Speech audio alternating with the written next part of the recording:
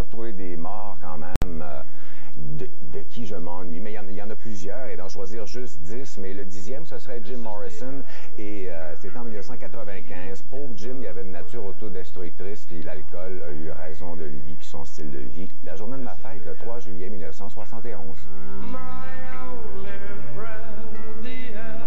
En 9e, quelqu'un d'un peu moins connu peut-être, c'est Ian Curtis, parce qu'il était le chanteur du groupe culte Joy Division, qui est devenu New Order éventuellement. Et puis, bref, ça a été assez tragique. Le 18 mai 1980, il s'est enlevé la vie, il s'est pendu. Le lendemain, il partait en tournée pour l'Amérique du Nord. Et leurs 2 premiers albums à Joy Division sont toujours des musts.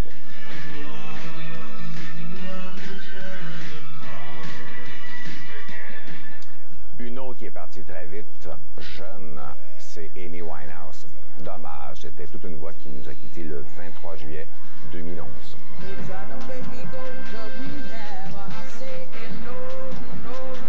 En 7e, difficile de passer à côté de Parlant toute une voix avec Amy Winehouse, tantôt de Jerry Boulet, qui est mon chanteur québécois préféré. Malheureusement, on l'a vu mourir à petit feu et c'est le cancer qui l'a emporté le 18 juillet 1990. Cette voix, je vous la donne.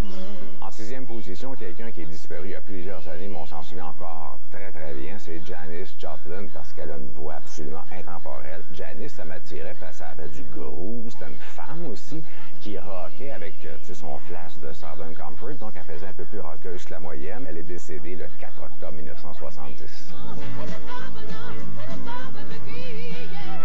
En 5e, Freddie Mercury, le chanteur de Queen. Dites-vous que la toute première critique de disque que j'ai faite de ma vie, c'était le premier album de Queen. C'était dans le magazine Tangente au cégep de Drummondville. Freddie Mercury, quelle voix!